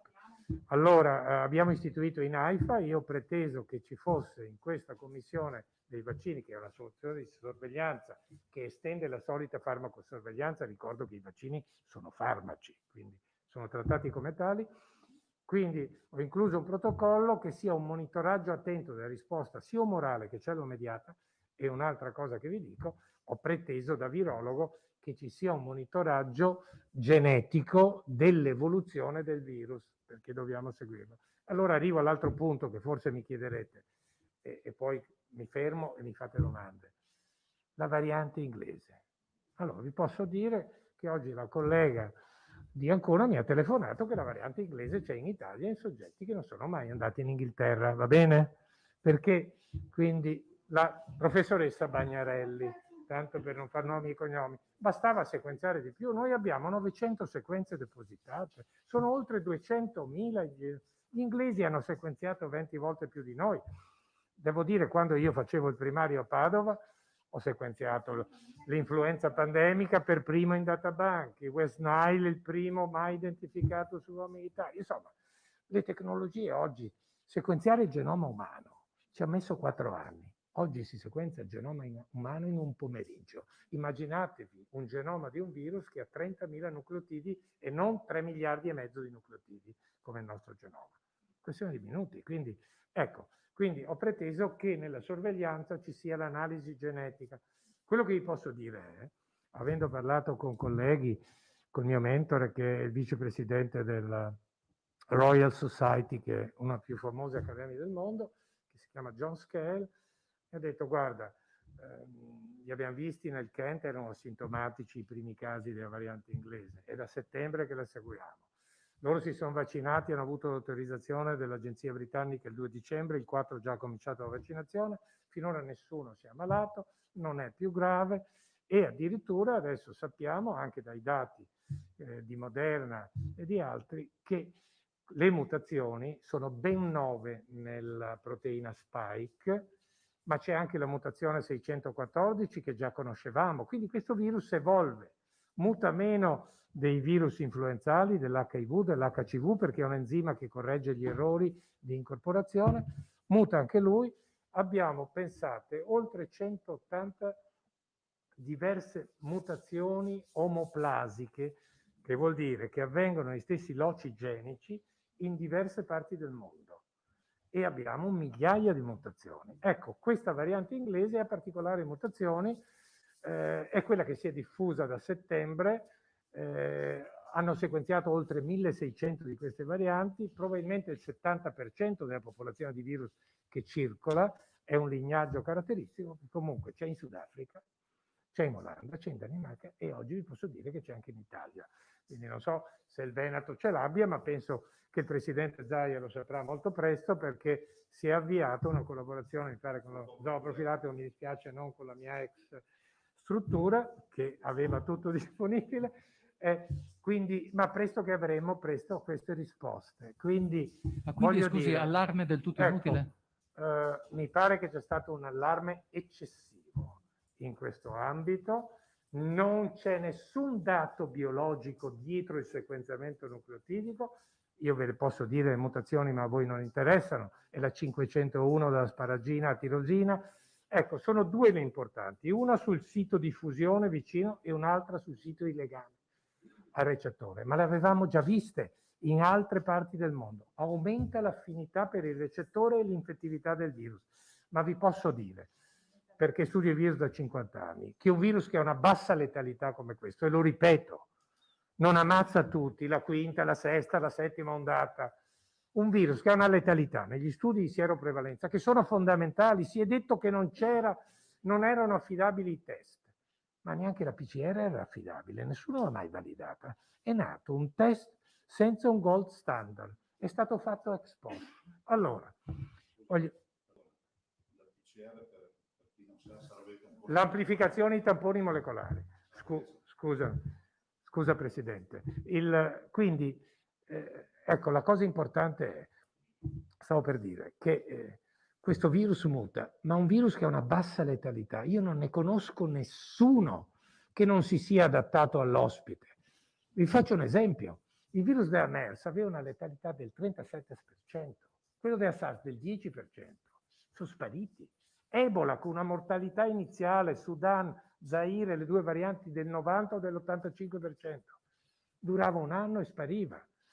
Adesso che con le cure il 65% c'è, ma se ne va. Quindi sono virus che così letali uccidono l'ospite e il virus, che è un parassita obbligato, elimina se stesso. Non è nell'interesse evolutivo. Questo è un virus che ha una bassa letalità, che si colloca tra lo 0,25 e lo 0,50%. Quindi è un virus che noi ci troveremo come ci troviamo l'influenza, come i virus pandemici dell'influenza, che restano con noi. Ecco, quindi io a questo punto, io direi che è un'illustrazione generica. Ecco, questo La più è letalità della contagioso, MERS più qual rientra. era? E allora è chiaro che l'incidenza cumulativa è quella che impatta sui ricoveri sulle rianimazioni e sulla letalità, ovviamente, perché più ne infetta il virus, più c'è il rischio che questo 0,25% o 0,40% si amplifichi. Qual è la letalità della MERS? Che me lo sono persa. Prego? Scusi? La letalità del virus MERS, me lo sono perso. 36%. Grazie. È esploso nel 2012 in Arabia Saudita, si è estinto quasi nel 2013, qualche caso perché mantengono ancora i sauditi idromedari in Arabia Saudita e in Sud Corea, occasionali. Ma quindi, professore, per sfatare ogni paura della gente, il vaccino è valido anche per la nuova variante? Perché questa è la paura che si Allora, sta ho diffondendo. appena detto che ci sono dati iniziali che dicono che è valido per la nuova variante fatti in vitro. La pubblicazione non è una pubblicazione scientifica, è l'immissione dei dati di sequenza su un sito di tipo internet fatto da virologi inglesi, ma non è pubblicato. Non c'è biologia dietro. La biologia vuol dire che io analizzo ogni mutazione in isolation, isolatamente, e vado a vedere nelle cellule in cultura se le infetta di più, negli organoidi umani che rappresentano i bronchi e la trachea se le infetta, nell'animale che adesso sappiamo è il visone o il furetto si infettano bene e diversamente dal macaco soccombono all'infezione, quindi sono un ottimo modello. Quindi questi studi non si sono fatti. La clinica però ci dice che non sono casi più gravi. Ok? Domande? Allora, Family, c'erano già dei prenotati, c'era Tosato, Moscati, Malavasi, vabbè.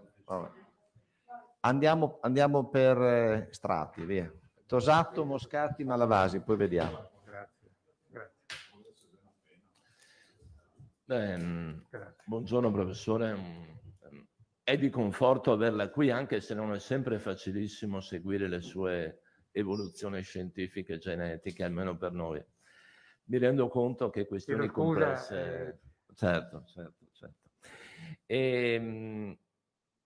Domande che potranno sembrare elementari, ma insomma che sono nella testa di tutti noi. Lei ci accennava al fatto che ogni ondata epidemica ha un inizio e ha una fine, faceva l'esempio del SARS, faceva l'esempio di altri. Faccio anche l'esempio della peste di Venezia, non duravano mai più di 2 anni. Non sono massimo. infinite. Del vaiolo, tutti gli esempi. E questo punto di riferimento dei 2 anni può essere valido anche in questo caso? Rispondo subito o accumulo domande? Sì, io penso di sì. Guardi, noi credo, allora adesso siamo nella fase peggiore. Questo è un virus respiratorio, come tutti i virus, io chiamo fasi più che ondate, perché insomma, un'ondata è quando si azzera, i cinesi hanno avuto l'azzeramento, noi mai. Ecco, parlando di fasi e parlando di 2 anni, dico che essendo questo il periodo più critico, perché è d'inverno, che questi sono virus respiratori per via aerea, d'inverno c'è l'assembramento, d'inverno c'è la temperatura fredda che fa sì che le goccioline che magari ci ferma la mascherina chirurgica vengano nebulizzate incontrando il freddo e diventino aerosol, si diffondono a distanza. Ci sono gli ambienti condizionati che se non hanno doppia emissione, doppia entrata e uscita, magari forzata, fanno ricircolare il virus. Quindi questo è il periodo peggiore. Quindi noi capiremo ad aprile, maggio, come sarà, quindi ce lo dirà la curva. Però ecco, io equiparerei questo virus non certo ai coronavirus del raffreddore, ma ai virus pandemici influenzali che hanno avuto tutti questo andamento, sia quello l'H1N1 del 18, sia l'H2N2 l'asiatica del 57, sia la Hong Kong H3N2 del 68, sia la cosiddetta variante suina del 2009, perché non dimentichiamo che abbiamo avuto una pandemia. Sembra che non ce ne siamo neanche accorti, no? Non abbiamo fatto tamponi. Ma ecco, perché questo Covid? Allora ci sono 2 ragioni, ovviamente. Una connessa al virus, una connessa all'ospite. Non è mai dato che un virus trovi tutte le popolazioni scoperte, perché esisteranno sempre le popolazioni isolate. Il virus replica per replicare, ma poi esaurisce, si ammazza l'ospite e esaurisce, ma se non trova una persona da infettare, si esaurisce perché è il nostro organismo che lo fa smettere, l'immunità. Quindi questa è una ragione. La seconda ragione è perché di solito l'interesse, come dicevo prima, è quello di evolvere per persistere, un virus per persistere. Quindi perché noi ci troviamo sempre l'influenza ogni anno? Dov'è che va a finire quando è smessa la stagione? Se facessimo tamponi la troveremmo, è che non abbiamo interesse. Fa il giro del mondo, quindi varia siamo in 2 emisferi, quello australe e quello boreale, e poi ci sono dei serbatoi che noi non andiamo a pescare, che sono assolutamente asintomatici. Quindi ecco, io credo che l'evoluzione possa essere questa, ma ce lo dirà con certezza. Sa, a fare delle ipotesi, io mi dicevo, ma quale sarà il prossimo virus pandemico? Perché dovevamo avere una pandemia ogni 10 anni. Io mi ricordo quando ero al Ministero, era Fazio che mi diceva, aveva già comprato i vaccini per l'aviaria, l'H5N1. E io ho detto, guarda che non puoi dire, magari H1N1, e poi era l'H1N1 ed è successo così. Quindi non possiamo fare delle vere predizioni, ma però possiamo basarci su quella che è la storia evolutiva. E come ho detto, questo virus ha caratteristiche genetiche e biologiche che lo fanno assomigliare non a Ebola, non a MERS, non a SARS, non a Endra, ma ai virus influenzali pandemici. Quindi...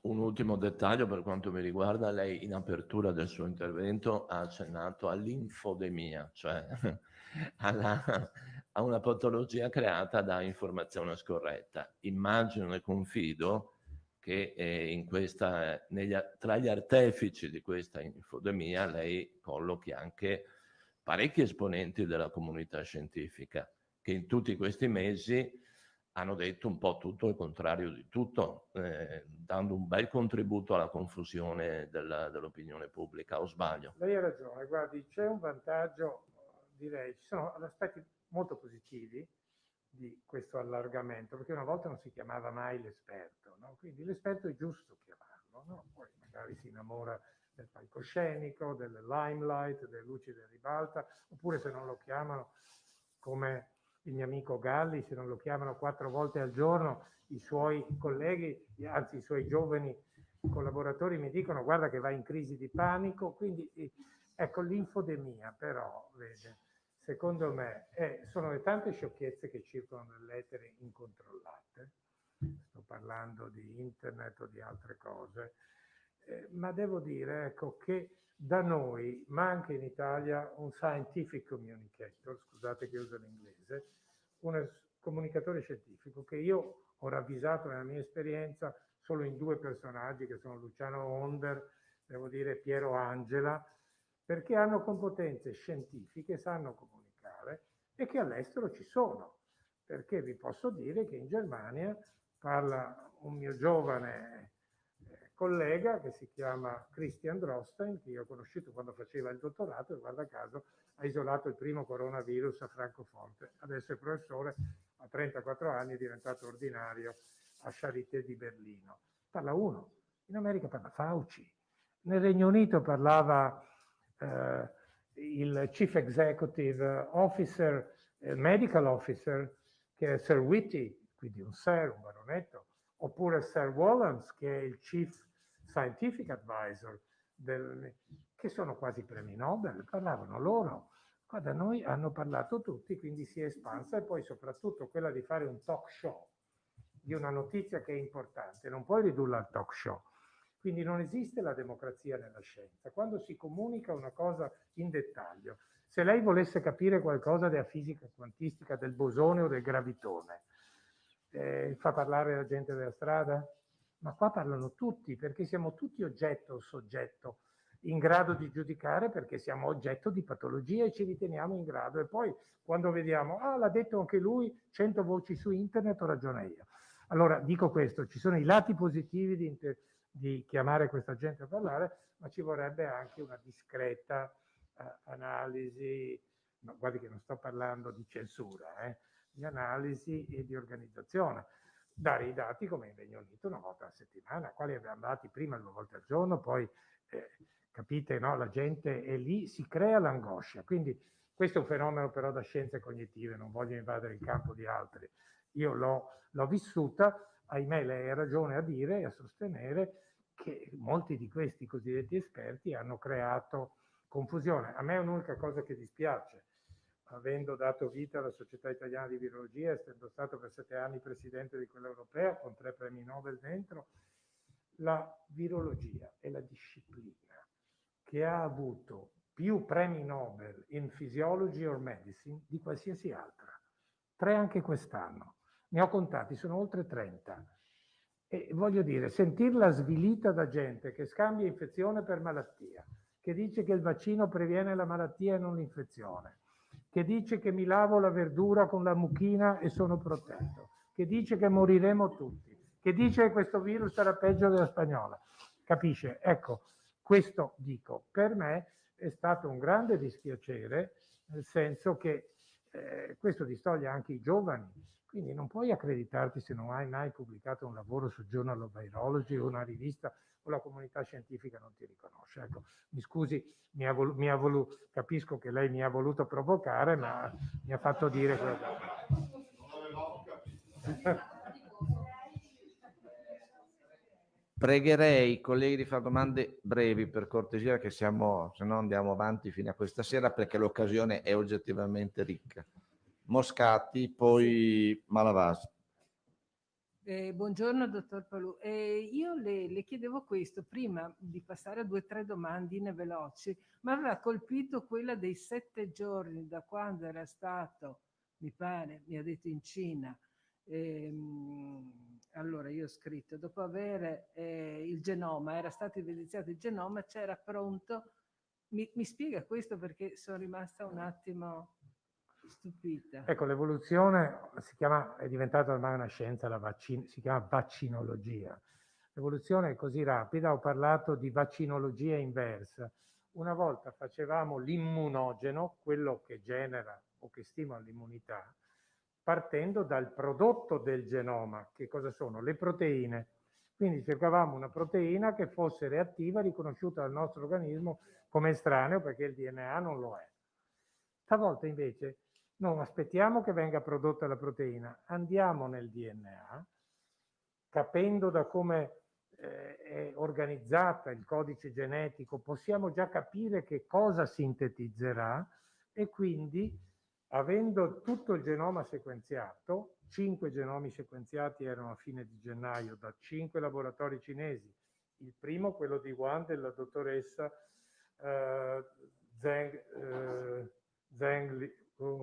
Zheng Lixi, Xi il cognome, Zheng Lixi.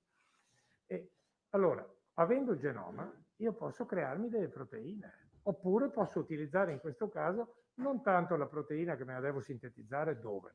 In un batterio o in un lievito, questa si chiama tecnica di ingegneria genetica, sfruttando tutto quello che la microbiologia ci ha insegnato.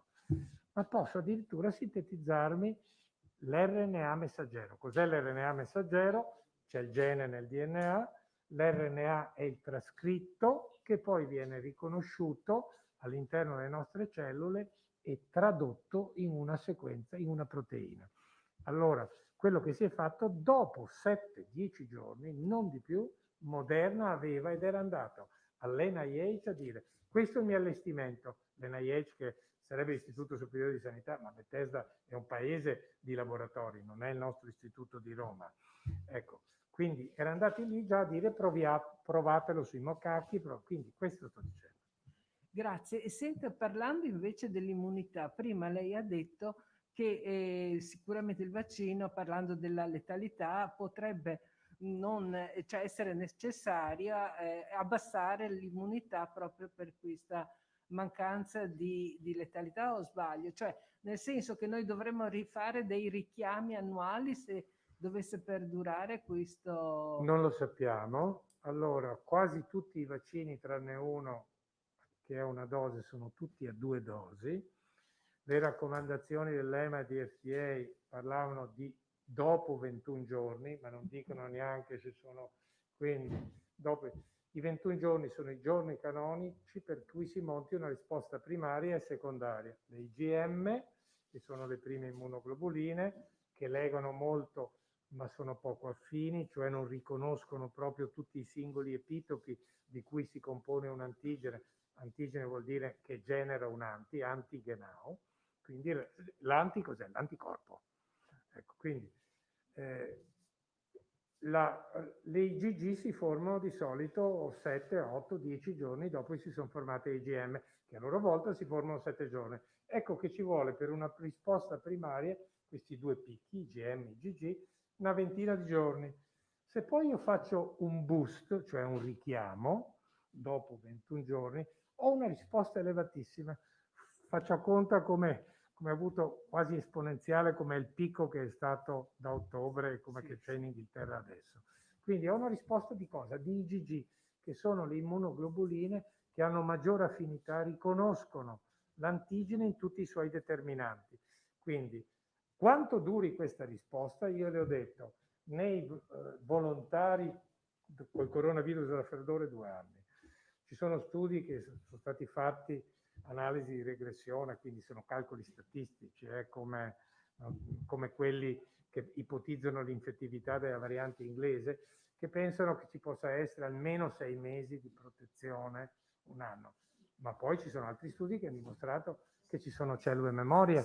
Se lei va a controllare i suoi anticorpi, è vaccinata per l'epatite B, immagino, ci sono soggetti che non hanno anticorpi e sono ugualmente protetti. Perché? Perché in circolo hanno cellule che sono precursori delle cellule che producono gli anticorpi, che appena vedono l'antigene danno subito una risposta. Però tutto questo lo sapremo sul campo, in itinere, e appunto con un'analisi che tra l'altro, siccome il vaccino è stato licenziato dagli enti regolatori con procedura emergenziale, no? Tanto che era una pandemia. Sono obbligati questi enti a mantenere la sorveglianza, ma lo fanno le singole agenzie nazionali con un'analisi che è sempre rischio-beneficio. Ecco perché dicevo, la scelta che è comune, ma è stata condivisa anche da tutti i comitati di bioetica, e non solo scientifica, e anche bioetica, di puntare sulle persone. Ma scusi, chi ha avuto la malattia, parlando della malattia, che pertanto dovrebbe avere gli anticorpi, deve essere lo stesso vaccinato? Allora, guardi, ci sono almeno una quarantina di casi nel mondo che hanno certificato una reinfezione.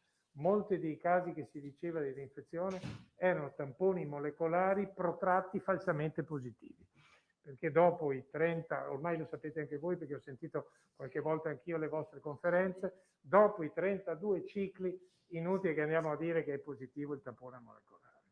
È un falsamente positivo, o un pezzettino di RNA morto, oppure molto più probabilmente, dopo milioni di amplificazioni, si amplificano sequenze del genoma umano. Quindi, ecco, se uno ha già avuto la malattia, per quanto sia, è chiaro che non sarà in priorità. Però, insomma, che male fa dare uno stimolo, capito? Grazie. Bene, proseguiamo con Malavasi. Se riusciamo a fare una domanda sintetica o riunirne due in una, grazie. Sposterei l'attenzione, se possibile, sui farmaci, perché è un tema di cui si è parlato molto mesi fa, e poi dopo è un po' scomparso dall'orizzonte. Forse perché non ci sono prospettive concrete e pratiche in vista in maniera significativa. Ma se io le dicessi, ovviamente le dico da incompetente, faccio un elenco e parlo di anticorpi monoclonali, parlo di filtraggio del sangue per chi ha tempeste immunitarie, non è un farmaco, ma è solo un filtraggio del sangue per chi ha tempeste immunitarie, una tecnica insomma in questo caso. Parlo di terapia del plasma, anche qui non sarà un farmaco, ma insomma. Parlo di ozonoterapia, quindi una terapia. Ma lei ne può aggiungere di migliori di queste. Com'è la situazione e cosa c'è di più promettente e operativo a brevissimo? Guarda, non so se riesco a essere breve, ma mi rendo conto che sto anch'io sforando il tempo. Allora, farmaci. No, non posso dare il diploma. Allora, guardi, si è provato di tutto all'inizio, perché non c'era niente. Si è provato gli antiproteasi, l'HIV non funzionava. Si è provato il Favipiravir, che era un vecchio farmaco, o l'Arbidol, un farmaco russo che ancora se vai in Cina glielo danno contro l'influenza. L'unico farmaco che sapevamo che funzionava per la SARS e per la MERS era il Remdesivir, che è un analogo dell'adenosina. Funzionava a livelli nanomolari, cioè a 10 alla meno 9 molare, quindi a concentrazioni di nanogrammi. Ecco, ci sono stati gli studi clinici, e abbiamo ancora l'unico antivirale usato off-label, perché l'indicazione non era certo, era Lassa fever e Ebola l'indicazione. Però come analogo può funzionare con tutti i virus che replicano e che incorporano. Ecco, c'è stato lo studio dell'NIAID con Tony Fauci dentro che dimostra la sua efficacia. C'è uno studio randomizzato ma aperto, non in doppio cieco, che si chiama Solidarity, finanziato dall'OMS, che sembra dire che non è così efficace. Vi dico una cosa, allora abbiamo un solo farmaco che è sicuramente efficace, si chiama Remdesivir, ma come tutti i farmaci, compresi i monoclonali, che sono anticorpi, ma non è un vaccino, è un farmaco, perché viene prodotto quando l'infezione è già in atto e blocca, sono efficaci nei primi 3 o 4 giorni dall'esordio dei sintomi. Questo vale, e anche qui, la virologia ce l'ha insegnato. Per l'herpes simplex, se date la ciclovir dopo 72 ore non vi serve più a niente, nel senso che non riduce la malattia e anzi nell'anziano c'è la nevralgia post-erpetica se lo date dopo 72 ore. Lo stesso vale per lo zanamivir, per l'influenza, per il ganciclovir, per tutti i farmaci che conosciamo, anche per l'HIV. Prima lo diamo, meglio è. Quindi, ecco, ci sono nuovi farmaci in arrivo, c'è un analogo dell'idrossicitidina che è andato sul furetto, che sembra funzionare bene, ma bisognerà provarlo sull'uomo, è molto attivo, e anche per i farmaci, come per i vaccini, bisogna avere tutte le fasi cliniche espletate. Allora, avevamo Emiliano, Nicolussi, Pederiva e Fois. Veloci. Velocissimo. Niente, attendevo, buongiorno, la risposta. Come mi comporto successivamente, insomma, alla vaccinazione, come quella per l'influenza? Come funziona in pratica? Proprio le faccio la Ce domanda. l'ha detto la dottoressa Russo, nei centri di inoculazione si sta lì... No, io intendo, ho il vaccino, a parte quel quarto d'ora di osservazione, ok, dopo posso circolare liberamente, come Assolutamente. funziona? L'unico problema che potrebbe avere uno che si vaccinasse con lo Zostavax, che è il vaccino per la varicella zoster che previene la malattia, non l'infezione, mentre lo Shingrix, che ancora non avete, che io mi sono fatto invece dall'America. Lo Shingrix bisogna farlo, che ha un'efficacia del 90%, questo va del 5%. Ecco, voglio dire, lì l'unico problema è che se si va via, c'è un bambino, gli si trasmette la varicella, se non è vaccinato. Ecco, nessuna precauzione. E nonostante, cioè, capisco che sia un vaccino, io comunque mi positivizzo, giusto? È sbagliato. A cosa? Agli anticorpi? Ok, Spero. quindi non ci sono rischi, non ci sono problemi. E posso fare una domanda banale, ma prima o poi queste mascherine e tutto quello che ne riusciremo... Le mascherine dovremo imparare a tenercele, mi scusi. Uno, perché come avete sentito ci sono periodi successivi che il Veneto spera di fare in 3 mesi e il Veneto lo fa. Anche ieri discutevamo. È la prima regione con l'anagrafe vaccinale, ma sapete che al sud non c'è neanche l'anagrafe vaccinale. E i dati che vengono trasmessi a mano, che credibilità hanno?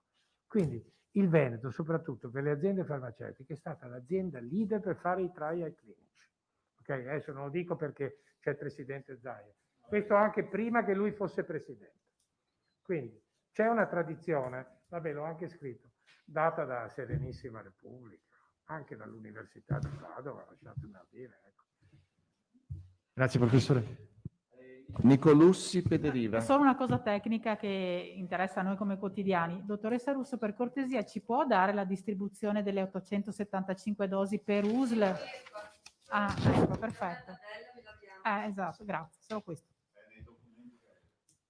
Pederiva. Grazie, buongiorno professore. Domanda secca. Per la sua esperienza, che tasso di copertura vaccinale deve essere raggiunto in una comunità perché l'intera operazione abbia poi un senso e una efficacia? Grazie. Allora, come sapete, questo dipende dal cosiddetto R con 0, che è il numero di replicazione di base tradotto per il popolo, scusate, è il tasso di contagiosità, cioè quante persone un soggetto infettato nel periodo in cui alberga l'infezione e sono questi contatti in grado di infettare. L'ha calcolato bene i cinesi, era 2,5, non sappiamo se con la variante inglese cresca, ma 2,5 significa che per una copertura che conferisca l'immunità di gregge, cioè che anche i non vaccinati, e sapete che ci saranno sempre i non vaccinati per varie ragioni, soggetti in terapia, immunodepressi che non possono ricevere, allergici, eccetera, per avere un'immunità di gregge per proteggere i non vaccinati con questo virus almeno il 65, sul 60-65%. Più o meno come l'influenza. Un po' di più forse. Allora, colleghi, allo stremato professor Palù. Ma io poi alla fine chiedo un prosecco al presidente Zai. Sarà concesso. No, più che altro c'è la nostra interprete che dà segni di cedimento No, fisico. Intanto io volevo proporre il master per l'interprete. Abbiamo l'IS scientifico da oggi. Ha tradotto l'inglese? No, ho usato 2 parole in inglese. No, ha tradotto per... Soprattutto me l'ho vista in difficoltà con l'RNA e altre robe. Però volevo veramente ringraziare di cuore il professor Palù, che qui in veste anche di presidente AIFA, ma soprattutto di Veneto, che ci sta facendo fare una grandissima bella figura a livello nazionale. Avete sentito la preparazione e per carità non serviva che facesse questo incontro oggi, ma resta un punto di riferimento per tutti noi. Dopodiché ognuno farà le sue decisioni nella vaccinazione, visto considerato che è volontaria, però era corretto dare le informazioni di prima mano. Oggi i veneti ce le hanno avute di prima mano, sempre per restare nell'ottica dell'informazione diretta e non mediata. Grazie. Buongiorno. Grazie. Auguri a tutti. Tanti A auguri. tutti. Auguri.